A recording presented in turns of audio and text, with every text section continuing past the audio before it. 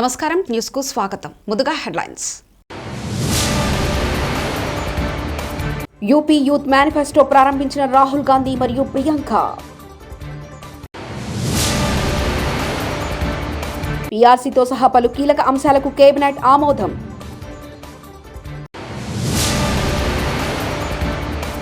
ముదిరిన MP సిపిల వివాదం, ఢిల్లీకి గల్లీలొల్లి.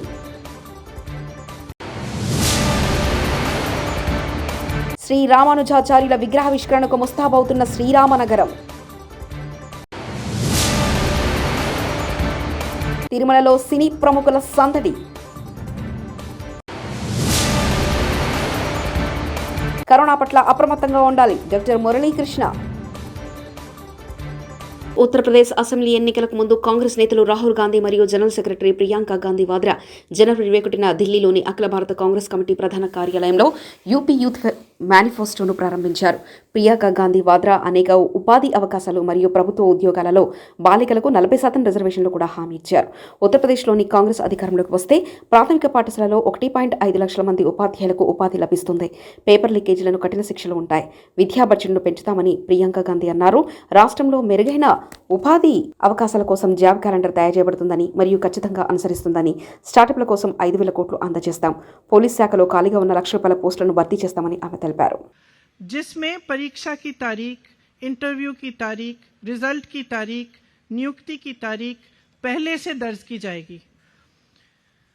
इसका कड़ाई से पालन करवाएंगे और इसके उल्लंघन पर जुर्माना किया जाएगा. पेपर लीक को रोका जाएगा. क्यों किस तरह से सरकारी जगहों पर पेपर की छपाई होगी, लीक की स्थिति में कड़ी सजा होगी. तो शिक्षा की जो बजट है वो कम की है. हम चाहते हैं कि उसको बढ़ाया जाए और अगर हमारी सरकार आएगी तो उसे बढ़ाया जाएगा. अंत में मानना पड़ेगा कि 40% कम से कम महिलाओं की भागीदारी होनी चाहिए, क्योंकि महिला जो है 50%. మార్కెట్లో వారాంతపు కర్ఫ్యూలు మరియు బేసిసరీ వ్యవస్థను ముగించడానికి అనుమతి కోసం ముఖ్యమంత్రి అరవింద్ కేజ్రీవాల్ లెఫ్టినెంట్ గవర్నర్కు లేఖ పంపారని డిప్యూటీ ఢిల్లీ ఉప ముఖ్యమంత్రి మరియు ఆమ్ ఆద్మీ పార్టీ నాయకుడు మనీష్ సిసోడియా జనవరి 21న తెలియజేశారు. సిసోడియా ఢిల్లీలోని కోవిడ్ కేసులు తగ్గుముఖం పట్టాయి. ముఖ్యమంత్రి అరవింద్ కేజ్రీవాల్ కొన్ని నిర్ణయాలు తీసుకున్నారు. ఇప్పుడు వారాంతపు కర్ఫ్యూ ఎత్తివేయబడుతుంది. ప్రైవేట్ రంగం 50% సామర్థ్యంతో పనిచేస్తుంది. మార్కెట్లోని దుకాణాలకు బేసిసరీ నిబంధనలు కూడా రద్దు చేయబడుతుంది. ముఖ్యమంత్రి అరవింద్ కేజ్రీవాల్ అనుమతి కోసం లెఫ్టినెంట్ గవర్నర్కు లేఖ పంపారు. లెఫ్టినెంట్ గవర్నర్ ఆమోదం లభించిన వెంటనే ఢిల్లీలో దీన్ని అమలు చేయనున్నారు. मुख्यमंत्री अरविंद केजरीवाल जी ने कुछ निर्णय लिए हैं. उसमें सबसे इम्पॉर्टेंट है कि जो वीकेंड कर्फ्यू था वो हटा दिया जाएगा. और दूसरा निर्णय है कि जो प्राइवेट ऑफिसेज थे उनको अभी एडवाइजरी दी गई थी कि वो 100% स्टाफ के साथ घर से ही काम करें. अब वो 50% स्टाफ को ऑफिस बुला सकते हैं और 50% स्टाफ के साथ वर्क फ्रॉम होम चलता रहे. పీఆర్సీతో సహా పలు కీలక అంశాలకు కేబినెట్ ఆమోదం తెలిపింది. ముఖ్యమంత్రి వైఎస్ జగన్మోహన్ రెడ్డి అధ్యక్షతన సచివాలయంలో శుక్రవారం ఉదయం ప్రారంభమైన రాష్ట్ర మంత్రివర్గ సమావేశం ముగిసింది. ఈ సమావేశంలో పలు కీలక అంశాలపై చర్చించి నిర్ణయాలు తీసుకున్నారు. పీఆర్సీతో సహా పలు కీలక అంశాలకు కేబినెట్ ఆమోదం తెలిపింది. ఉద్యోగులు రిటైర్మెంట్ వయసు 62 ఏళ్లకు పెంచుతూ తీసుకున్న నిర్ణయానికి కేబినెట్ ఆమోదముద్ర వేసింది.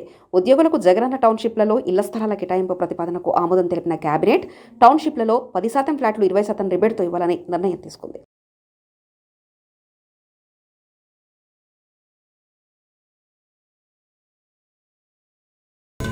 ముదిరిన ఎంపీ సిపిల వివాదం, ఢిల్లీకి గల్లీలొల్లి. బీజేపీ రాష్ట్ర అధ్యక్షుడు Karimnagar MP Bandi Sanjay Kumar, Karimnagar police commissioner Satyanarayana మధ్య వివాదం ముదిరింది.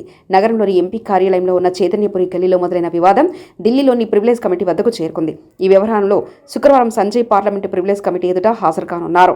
317 జీవో సవరణకు సంజయ్ ఈ నెల 2న తలపెట్టిన జాగరణ దీక్ష సందర్భంగా పోలీసులు అతన్ని అరెస్ట్ చేసిన విషయం తెలిసిందే. ఈ సమయంలో పోలీసులు బీజేపీ కార్యాలయ తలుపులు బద్దలు కొట్టి తన గల్లా పట్టుకుని ఈడ్చుకుని వెళ్లి అరెస్ట్ చేశారని సంజయ్ ఆరోపించారు. శ్రీ రామానుజాచార్యుల విగ్రహావిష్కరణకు మస్తాబవుతుంది శ్రీరామనగరం. సమతామూర్తి శ్రీ రామానుజాచార్యుల విగ్రహావిష్కరణకు ముహూర్తం సమీపిస్తుంది. ముచ్చింతల సమీపంలోని శ్రీరామనగరం సుందరంగా ముస్తాబవుతుంది. విగ్రహాలకు ఫౌంటైన్లకు రంగులు అద్ది తుదిమెరుగులు దిద్దుతున్నారు. ఆలయ ప్రధాన ఆలయంతో సహా చుట్టూ ఉన్న ఆలయ గోడలకు, వాటి మెట్లకు, శిలాస్తంభాలకు, ఫ్లోర్స్కు అమర్చిన మార్బుల్స్ను ముస్తాబు చేస్తున్నారు. ఓవైపు ఫౌంటైన్తో సమతామూర్తి విగ్రహం చుట్టూ మిరుమిట్లు గొలిపే లైటింగ్ పనులు చేపడుతున్నారు. మరోవైపు అంతర్గత రోడ్లు, ఫ్లోరింగ్, గార్డెన్లో వివిధ రకాల పూల, ఔషధ మొక్కలు నాటుతున్నారు. ఇంకో ఇంకోవైపు యాగశాలల నిర్మాణాలు, ఇందుకు అవసరమైన పిడకలను తయారు చేస్తున్నారు. నిత్యం 500 మంది కూలీలు నిర్విరామంగా పనిచేస్తున్నారు. నడిగూడెం మండల సర్వసభ్య సమావేశం గురువారం రోజు మండల ప్రజాపరిషత్ కార్యాలయంలో ఎంపీపీ యాతకుల జ్యోతి మధుబాబు నిర్వహించారు. మండలానికి చెందిన అన్ని శాఖల అధికారులు తమ శాఖకు సంబంధించిన నివేదికను సమర్పించారు. అనంతరం ఎంపీపీ యాతకుల జ్యోతి మధుబాబు మాట్లాడుతూ గ్రామ సర్పంచులు, ప్రజాప్రతినిధులు గ్రామాల్లో ఉన్న చిన్న చిన్న అభివృద్ధి పనులను త్వరితగతిన పూర్తి చేయాలని సూచించారు. రాష్ట్రంలో మళ్లీ విజృంభిస్తున్న కరోనా వేరియంట్ వ్యాప్తి చెందకుండా గ్రామాలలో గ్రామ సర్పంచులు, ప్రజాప్రతినిధులు తగిన చర్యలు తీసుకోవాలని, గ్రామస్తులందరూ కరోనా వ్యాక్సిన్ వేయించుకునే విధంగా గ్రామస్తులకు సూచించాలని ఎంపీపీ ఆదేశించారు. విజయవాడ గాంధీనగర్ స్థానిక ప్రెస్ క్లబ్లో కృష్ణా అర్బన్ యూనిట్ మీడియా డైరీని నాయకత్వంలో శుక్రవారం నాడు డైరీని ఆవిష్కరించడం జరిగింది. ఈ కార్యక్రమానికి press academy chairman Devireddy Srinath ముఖ్య అతిథిగా విచ్చేశారు. ఈ సందర్భంగా ఆయన మాట్లాడుతూ జర్నలిస్టుల సమస్యలు ముఖ్యమంత్రి దృష్టికి తీసుకెళ్లడం జరిగిందని ఆయన వివరించారు. అర్హులు అయిన ప్రతి ఒక్క వర్కింగ్ జర్నలిస్టుకు సొంతిల్లు కట్టిస్తామని ఆయన హామీ ఇచ్చారు. అలాగే పనిచేసే ప్రతి ఒక్క వర్కింగ్ జర్నలిస్ట్ అక్రిడిటేషన్ ఇవ్వాలని సీఎం దృష్టికి తీసుకెళ్తామని వివరించారు.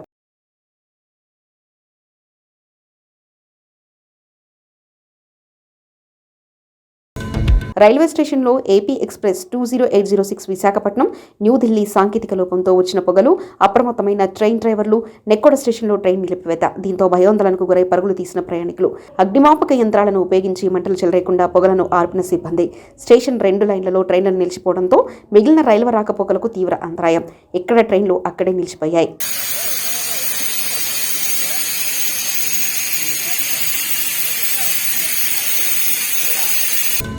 మచిలీపట్నం గూడూరు మండల రెవెన్యూ కార్యాలయంపై ఏసీపీ దాడి చేశారు. పట్టాదారు పాస్ పుస్తకం కోసం 25,000 లంచం తీసుకుంటూ ఏసీపీకి పట్టుబడ్డ మల్లవోలు వీఆర్ఓ శ్రీనివాస్.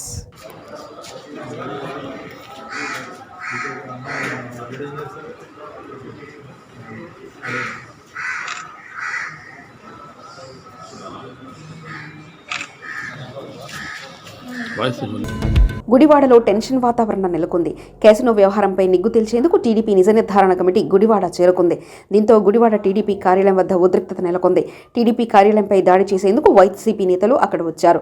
అక్కడున్న టీడీపీ కార్యకర్తలపై రాళ్లు రువ్వారు. బోండా ఉమాకారు అద్దాలు ధ్వంసమయ్యాయి. పోలీసులు మాత్రం చోద్యం చూస్తూ ఏమీ పట్టనట్లు వ్యవహరిస్తున్నారు. పైగా కన్వెన్షన్ సెంటర్కు వెళ్లేందుకు అనుమతి లేదంటూ టీడీపీ నిజ నిర్ధారణ కమిటీ సభ్యులను పోలీసులు అరెస్ట్ చేసి పీఎస్కు తరలించారు. పోలీసుల తీరుపై టీడీపీ నేతలు ఆగ్రహం వ్యక్తం చేశారు. ఈ నేపథ్యంలో పోలీసులు టీడీపీ నేతల మధ్య వాగ్వాదం చోటు చేసుకుంది. పలువురు టీడీపీ నేతలను అరెస్ట్ చేసి పీఎస్కు తరలించారు.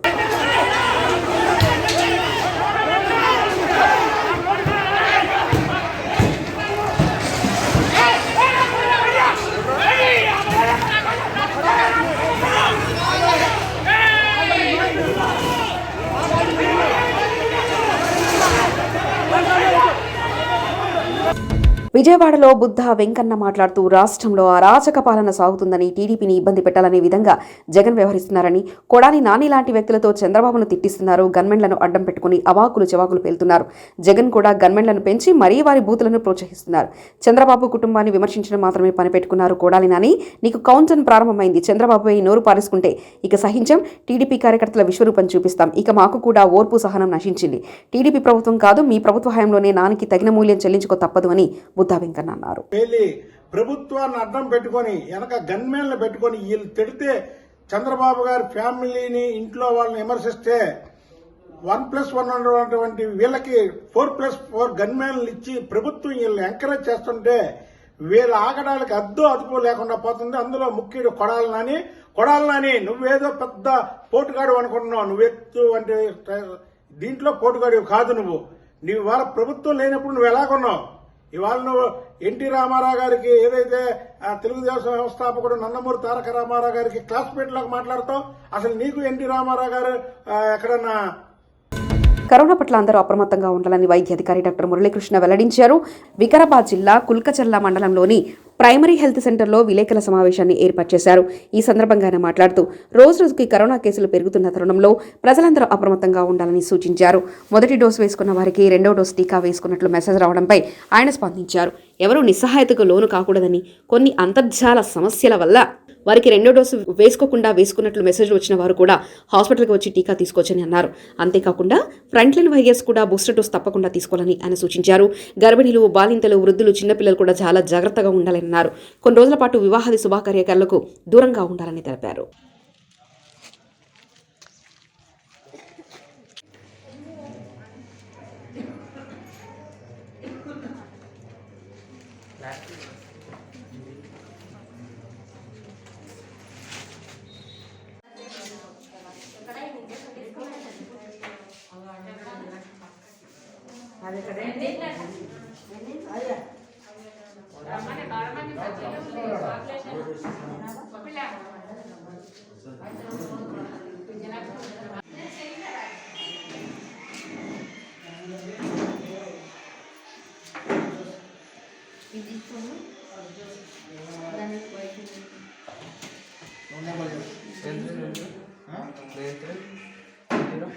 फोटो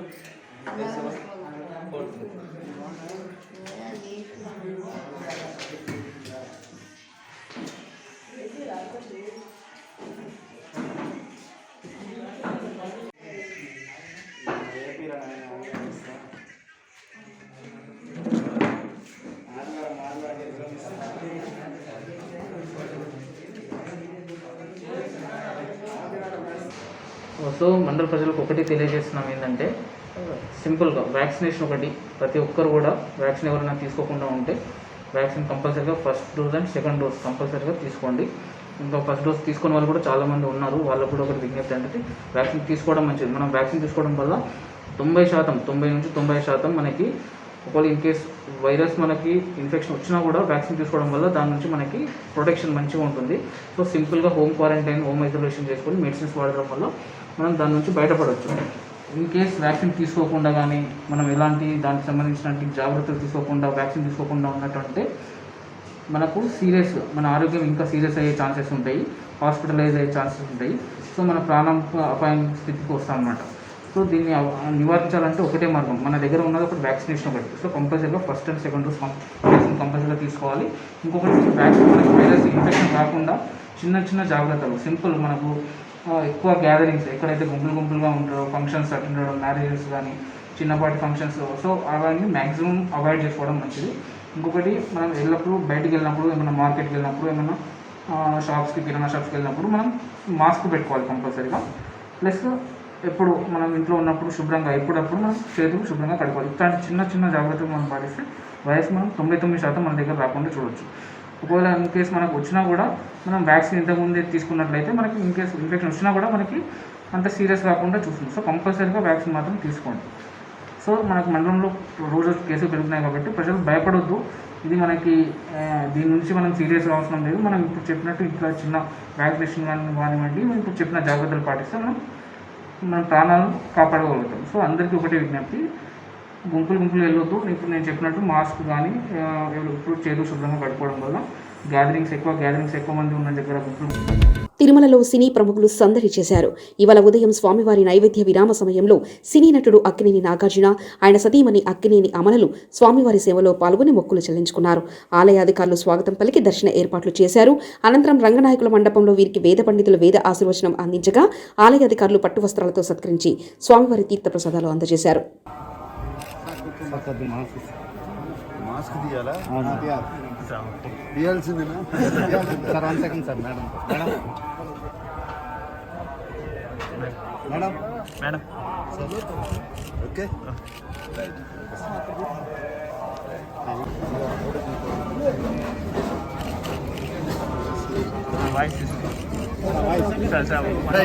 రైట్ వెళ్ళిపోండి.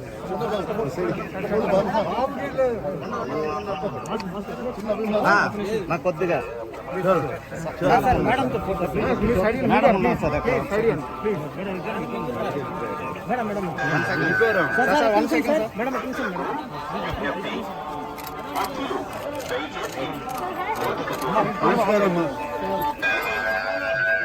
Attention devotees, please maintain social distance.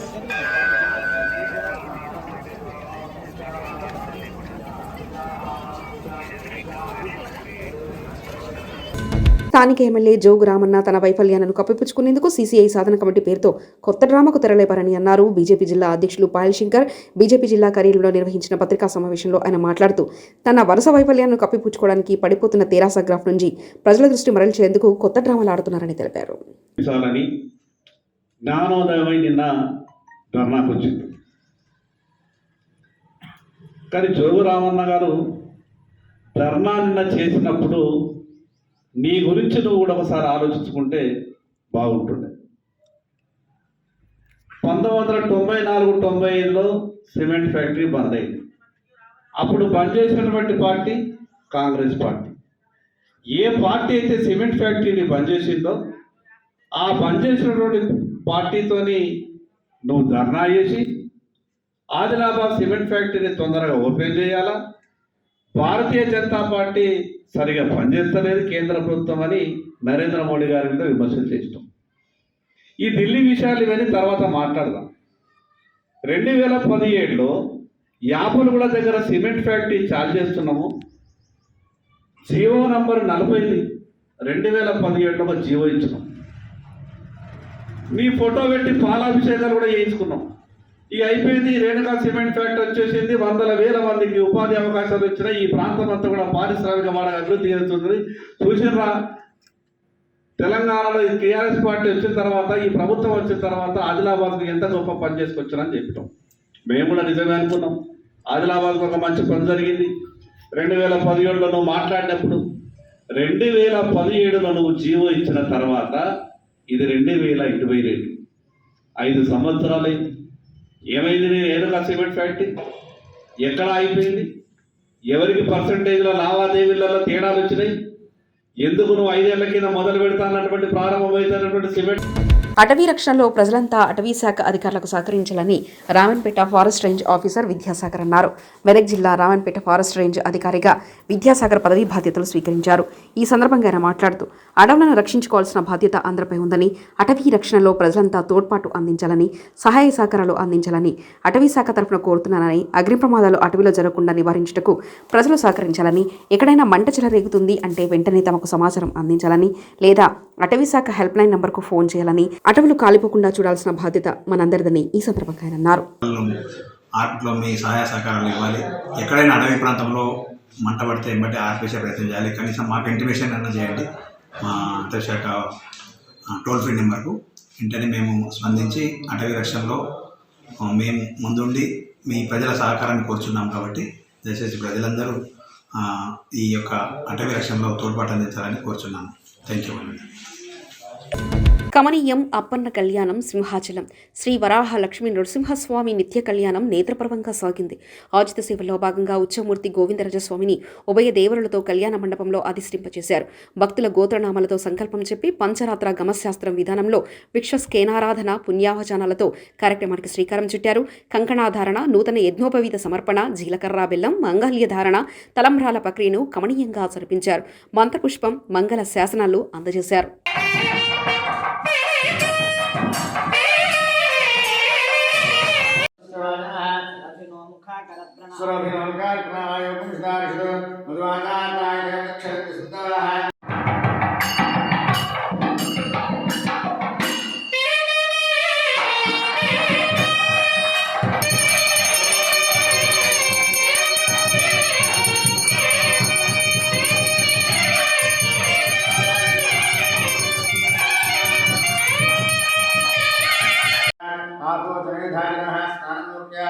స్నానాంతరం శుద్ధాన్ని సమర్పయామి, వస్త్రం సమర్పయామి.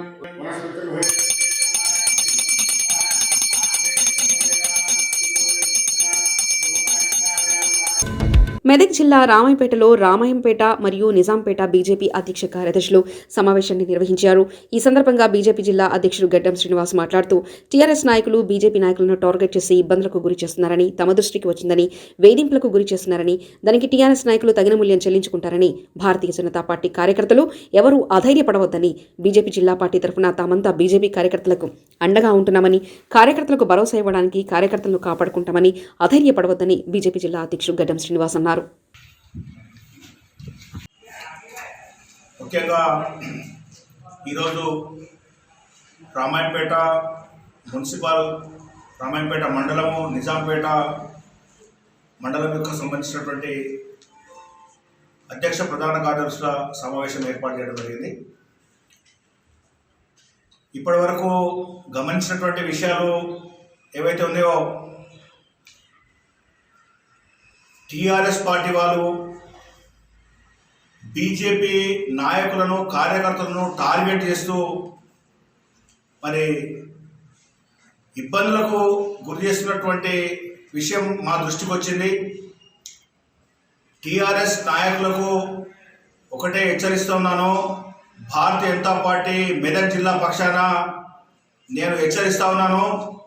మీరు మా భారతీయ జనతా పార్టీ సంస్థాగతంగా బలోపేతం చేయడానికై ఇక్కడ మా పార్టీ రామాయంపేట టౌన్ మరియు రామాయంపేట మండలం నిజాంపేట మండల అధ్యక్ష ప్రధాన కార్యదర్శితో సమావేశం ఏర్పాటు చేయడం జరిగింది.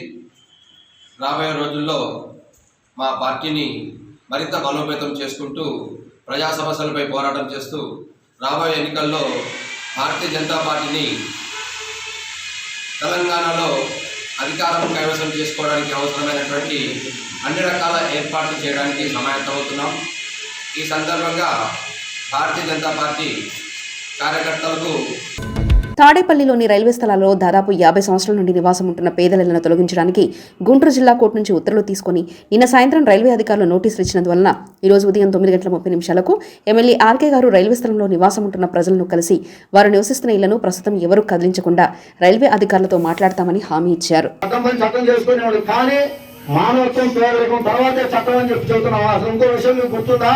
12 సంవత్సరాలు దాటి నిన్న ఈ ప్రాంతంలో రైల్వే అధికారులు వచ్చి ఈ ప్రాంతంలో సుమారు 700 గృహాలు ఉంటే వాటిని మేము తీసేస్తాము, ఇది మా స్థలం అని చెప్పేసి స్థానికంగా ఉన్నటువంటి ప్రజలందరికీ టముకు వేసి మరీ దండోరా వేసి మరీ చెప్పడం జరిగింది. గత 7 సంవత్సరాల క్రితమే ఈ ప్రాంతంలో ఉన్నటువంటి ఈ పేదల జోలికి రైల్వే వాళ్ళు వచ్చినప్పుడు వైఎస్ఆర్ కాంగ్రెస్ పార్టీ అదేవిధంగా సిపిఐ సిపిఎం తెలుగుదేశం కూడా ఆ రోజుల్లో రాజకీయాలకు అతీతంగా మేమందరం కూడా వీళ్ళకి అండగా నిలబడటం జరిగింది. మేమైతే ఒక్కళ్ళ దగ్గర కూడా పైసా అనేది వసూలు చేయనివ్వకుండా గౌరవ హైకోర్టుని ఆశ్రయించడం జరిగింది. గౌరవ హైకోర్టు ఆ రోజున స్టే ఇచ్చింది, వీళ్ళని ఖాళీ చేయించడానికి వీల్లేదు ప్రత్యామ్నాయం చూపకుండా అని. కానీ దాని మీద అప్పీల్కి వెళ్ళినటువంటి రైల్వే బోర్డు జిల్లా కోర్టులో ఈ రోజున మేము గెలిచాము, మాకు ఈ స్థలాలన్నీ వెకేట్ చేయమని చెప్పేసి డిఆర్ఎం గారి ద్వారా వచ్చిన అధికారులు వచ్చి చెప్పడం జరిగింది. శ్రీకాకుళం జిల్లా రణస్థలం మండలంలో గల శాంపిస్టన్స్ ప్లాంట్ 2 పరిశ్రమలో కార్మికుల సమస్యలు పరిష్కరించాలని కోరుతూ శుక్రవారం సిఐటియు ఆధ్వర్యంలో శాంపిస్టన్స్ పరిశ్రమ కార్మికులు చేపట్టిన 56వ రోజు రిలే నిరాహార దీక్షలు సిఐటియు శ్రీకాకుళం జిల్లా ప్రధాన కార్యదర్శి పి తేజేశ్వరరావు, కోశాధికారి అల్లు సత్యనారాయణ ప్రారంభించారు.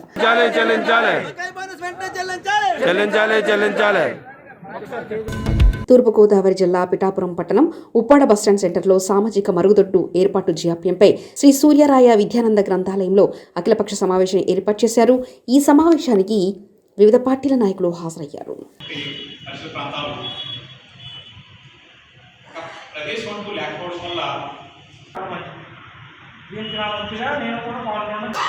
ఎప్పటి నుంచో ఈ అఖిలపక్ష సమావేశంలో పట్టణానికి సంబంధించిన పల్లెటూరులకు సంబంధించిన చాలామంది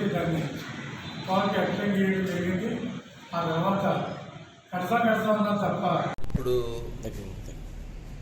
ఈ అఖిలపక్ష సమావేశంలో తీర్మానం 28వ తారీఖు జరిగే కౌన్సిల్ సమావేశంలో మేమందరం కూడా అఖిలపక్ష సంబంధించినటువంటి ప్రజా సంఘాలు, అఖిలపక్షం సంబంధించినటువంటి ముఖ్యమైన వ్యక్తులందరూ కూడా కౌన్సిల్కి వెళ్ళడం జరుగుతుంది.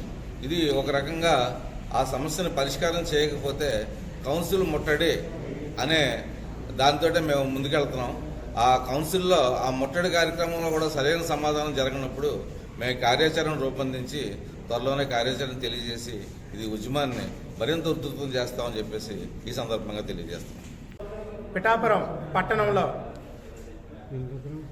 ముఖ్య కూడలైనటువంటి ఉప్పాడ బస్టాండ్ సెంటర్లో రోజు వేలాది మంది ప్రయాణికులు వస్తూ వెళుతూ ఉంటారు. అందులో ఆడవారు ఎక్కువగా ఉన్నటువంటి ఆ కూడల్లో ఎన్నో సంవత్సరాల నుంచి ఒక సామాజిక మరుగుదొడ్డిని ఏర్పాటు చేయండి అని చెప్పి మేము ప్రజాప్రతినిధుల్ని, అధికారుల్ని అడగడం జరుగుతుంది. స్వచ్ఛంద సంస్థలు, వివిధ రాజకీయ పార్టీలు అన్నీ కలిపి ఎన్నో కార్యక్రమాలు చేయడం జరిగింది. అదే సెంటర్లో సంతకాల సేకరణ లాంటి ఉద్యమాలు ఎన్నో చేసి ప్రజాప్రతినిధులకి, అధికారులకి కూడా వినతి పత్రాలు ఇవ్వడం జరిగింది. కానీ ఎవ్వరూ కూడా స్పందించేటటువంటి దాఖలాలు ఎక్కడ కామారెడ్డి జిల్లా బాన్స్వాడ నియోజకవర్గ పరిధిలోని గ్రామాలలో వైద్య బృందం జిల్లా కలెక్టర్ ఆదేశాల మేరకు ఫీవర్ సర్వే నిర్వహిస్తున్నారు. ఇందులో భాగంగా శుక్రవారం నసరుల్లాబాద్ మండలం మీర్జాపూర్లో డాక్టర్ నరేందర్, ఏఎన్ఎం శిరీష, ఇతరుల సిబ్బంది ఇంటింటికి తిరుగుతూ ఫీవర్ సర్వేతో పాటు అవసరమైన వారికి బూస్టర్ డోస్, ఇంకా ఎవరైనా రెండో వ్యాక్సిన్ తీసుకుని వారికి రెండో వ్యాక్సిన్ వేయడం, అలాగే కరోనా నిబంధనల పట్ల అవగాహన కల్పించారు.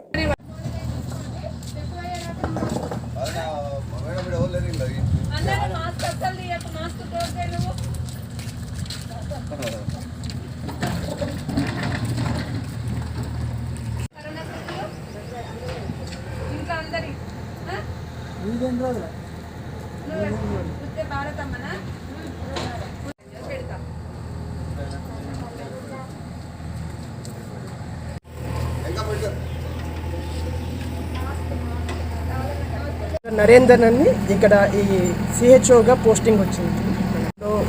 ఈ ఎవరికైతే మిస్ అవుట్ డోసెస్ ఉన్నాయో, ఎవరైతే మనకి సెంటర్కి వచ్చి ఇంజెక్షన్స్ తీసుకోవట్లేదో వాళ్ళకు కూడా ఈ హోమ్ విజిట్లో ఎవరికైతే ఎలిజిబుల్ సెకండ్ డోస్ మరియు ఈ బూస్టర్ డోస్ అనేటువంటిది ఎవరైతే 60+ ఏజ్ వాళ్ళకి ప్లస్ 30+ ఏజ్ వాళ్ళకి ఎవరికైతే కోమార్బిడిటీస్ అంటే బీపీ, షుగర్, ఇతర ఏదైనా దీర్ఘకాలిక వ్యాధులు ఉన్న వారికి ఈ బూస్టర్ డోస్ కూడా ఇవ్వడం జరుగుతుందండి. ఎవరైతే మిస్ అవుతున్నారో వాళ్ళకి ఈ హౌస్ విజిట్లో ఫీవర్ సర్వేలోనే ఈ బూస్టర్ డోస్ కూడా ఇవ్వడం జరుగుతుందండి.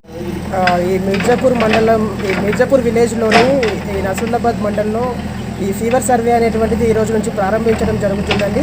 ఇంటింటికి తిరిగి హౌస్ విజిట్ చేసి ఎవరికైతే ఫీవర్ సిమ్టమ్స్ కానీ కోల్డ్, కాఫ్ ఇటువంటివి సిమ్టమ్స్ ఉన్న వాళ్ళకి టెస్ట్ చేసి వాళ్ళని ఒక 7 days హోమ్ ఐసోలేషన్లో ఉంచి వాళ్ళకి ఈ కిట్ అనేటువంటిది ఇవ్వడం జరుగుతుందండి. ఈ మన తెలంగాణ ప్రభుత్వం అనేటువంటిది ఈ యొక్క కోవిడ్ కిట్ అనేటువంటిది ప్రారంభించి అది నేషనల్ స్థాయిలో కూడా మనకి గుర్తింపు రావడం జరిగింది.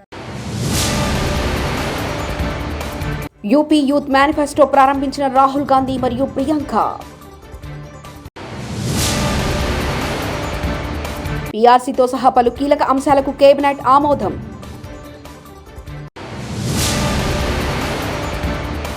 ముదిరిన ఎంపీ, సిపిల వివాదం, ఢిల్లీకి గల్లీలొల్లి.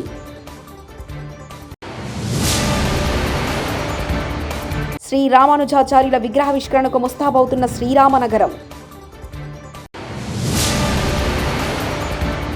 తిరుమలలో సినీ ప్రముఖుల సందడి. కరోనా పట్ల అప్రమత్తంగా ఉండాలి, డాక్టర్ మురళీకృష్ణ. ఇవి ఇప్పటివరకున్న అప్డేట్స్. మరో బులెటిన్లో మళ్ళీ కలుసుకుందాం. నమస్కారం. Thanks for watching NV News. Please like, share, and don't forget to comment. Please subscribe our channel and press bell icon.